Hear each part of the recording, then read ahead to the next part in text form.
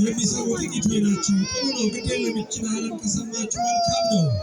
የዲያብሎስ ሥራ ይሽር ዘንድ ተገለጠ አለ ታላቁ ወንጌላዊ ቅዱስ ዮሐንስ። የዲያብሎስ ሥራ ይሽር ዘንድ የእግዚአብሔር ልጅ ተገለጠ።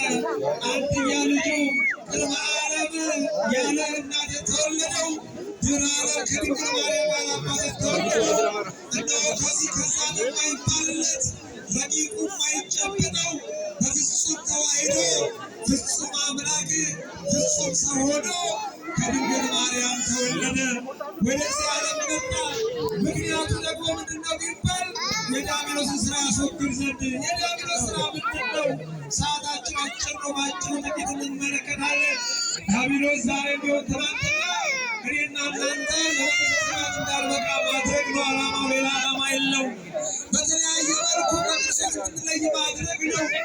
በዘር በቋንቋ እንድንለያይ ማድረግ ነው። ቃሉን እንዳንሰማ ማድረግ ነው። ትናንትና አዳምን ነው ባሴራው ሴራ ከገነት እንዲወጣ አደረገ። በሥጋ ተሰውሮ መጥቶ አታሎ ሸውዶት እነሆ ከገነት እንዲወጣ አደረገ። ይህንን የዲያብሎስን ሴራ ይህንን ክፉ ተንኮል አዳም ሳይገባው አዳም ሳያስተውል በሥጋ ከይሲ ውስጥ ተሰውሮ መጥቶ አዳም እንዲል ያደረገውን ክርስቶስ ደግሞ ምን አደረገ? እነሆ በማይታሰበው በማይታሰበው ሊታሰብ በማይችለው ይሆናል ተብሎ በማይገመተው በድንግል ማርያም ሥጋ ውስጥ ተሰውሮ መጥቶ እነሆ ለአንድና ለመጨረሻ ጊዜ በዛሬዋ ዕለት የዲያብሎስን ሴራ አስወገደ። ክብር ለአምላካችን ይሁን። ያን ምንድነው ብንል እነሆ እንደሚታወቀው ሁሌ እንደሚነገረው አዳም አንተ እንኳን ዕፀ በለስ ብትበላ አምላክ የምትሆን ስለሆንክ ነው። እነሆ ዓይን ስለሚገለጥ ነው። ክፉና ደጉ ስለምታውቅ ነው። ስለዚህ ይህችን ዕፀ በለስ ቆርጣ ብትበላ እንደሱ አምላክ ስለምትሆንበት ነው ብሎ ሸምግሎት በዚህ መልኩ እውነት ነው። ሥጋ መንፈስ ከባድ ነው። አዳም በክርስቶስ መንግሥት ላይ መፈንቅለ መንግሥት አካሄደና ከገነት ተባረረ። ወንጀለኛ ሆነ፣ ተሸሸገ፣ በገነት ካሉት እሳቶች ተደበቀ። እግዚአብሔር አምላክም እንደዚህ አለ። አዎ አዳም ክፉና ደጉን ያውቅ ዘንድ ከእኛ እንዳንዱ ሆነ አለ። አዳም አምላክነት ሽቶ ነበረ። አዳም ታላቅነት ሽቶ ፈልጎ ነበረ። ክርስቶስ ግን አዳም በምን መፈንቅለ መንግሥት ማካሄድ ምን አስፈለገ?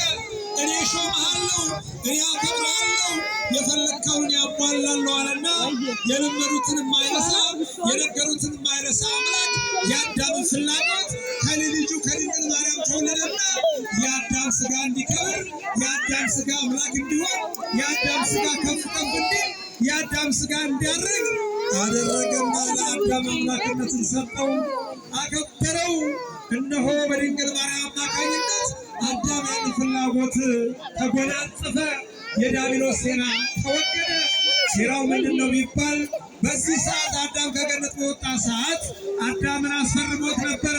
አዳም ገብሩ ለዲያብሎስ ሔዋን ዓመቱ ለዲያብሎስ ብሎ በሚገርም ሁኔታ በወረቀት ማስፈረማቸው ወረቀት ይበጠሳል፣ ወረቀት ይበሰብሳል፣ በሌላም አያስፈልግም። ለዘመናት እንደ ገር ቀጥቅጬ እንደ ሰም አቅልጬ በልቼ እኖር ዘንድ እንዲመቸኝ ብሎ በእብነ በረድ በድንጋይ ላይ ጽፎ አስፈረመው። ጠያችሁ የዲያብሎስ ስራ ነው። የዲያብሎስ ስራ ክፉ ነው፣ ርኅራኄ የለውም። ለአንዴና ለመጨረሻ ጊዜ ካስወገደ እነሆ ስለኛ ደህና የለው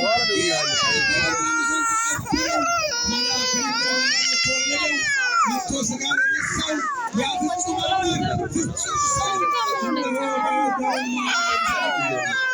በዮሐንስ ተጠመቀና በዛሬው ዕለት እንደ ሥጋ መልበሱ መጥቶ እንደ አምላክነቱ አጠፋው ወገኔ ሁላችንም ለረዳታችን